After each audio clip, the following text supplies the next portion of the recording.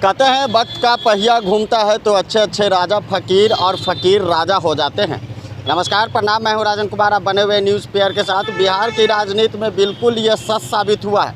अभी हम मौजूद हैं चिराग पासवान के आवास पे, जो पहले पशुपति पारस का आवास हुआ करता था। और हम चिराग पासवान का आवास क्यों कर रहे हैं भाई, इस वीडियो में हम आपको अंदर की वो तस्वीर दिखाते हैं और बताते हैं कि बिहार की राजनीति में कैसे क्या हुआ, वो तमाम बातें हमारे साथ आप बने रहिए और अंदर की तस्वीर हम आपको दिखाते हैं और वो कहानी चाचे भतीजे के बारे में आपको हम बताते हैं। दरअसल ये आवाज़ जो हम दिखा, एक समय में यहाँ रामविलास पासवान, स्वर्गीय रामविलास पासवान, चिराग पासवान, प्रिंस और पशुपति पारस, यानी दो भाई की कहानी बिहार की राजनीति में और सत्ता के लिए जिस तरीके से कहा जाता है वो तमाम बातें बिल्कुल सच होती नज़र आ रही है। देखिए, एक तरफ जहां जिस तरीके से चिराग पासवान, जो जिस तरीके से बिहार की राजनीति में कहा जाता था कि वो छवि उनकी ख़राब की जा रही है, एक समय ऐसा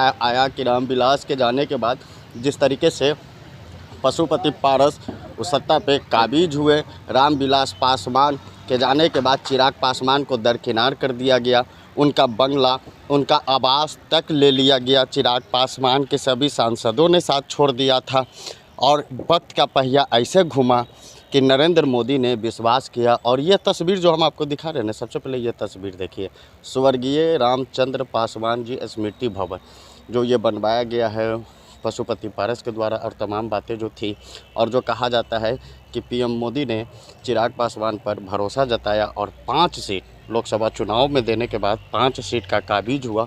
और जिसके बाद से ही बिहार की राजनीति में चिराग पासवान का जो यूँ कहा जाता है हैट्रिक, वो लगाते हुए नज़र आया। और बिहार की राजनीति में स्ट्राइक रेट की अगर बात की जाए तो सबसे ज़्यादा स्ट्राइक रेट चिराग पासवान, और यह तस्वीर भी हम आपको दिखाएंगे। और जिस तरीके से पशुपति पारस के पास अब कुछ भी नहीं रहा, यानी कुछ भी अब नहीं बचा है, जिसको लेकर अब बिहार की राजनीति में चिराग एक उभरता हुआ सितारा, और जो भी बदलाव चाचा ने लिया था उसे भरपूर बदला अब चिराग पासवान ने लिया है। सत्ता से तो बेदखल हो गए ही, और इसके बाद अब आवास और कार्यालय की बारी थी। तो नीतीश सरकार ने लेटर जारी करते हुए साफ तौर से कहा कि अब सत्ता और बंगला भी चिराग पासवान के नाम पे जाएगा। ये देखिए, पद्म भूषण रामविलास पासवान, ये लॉबी है, मीडिया लॉबी सभाकार इसे कहा जाता है।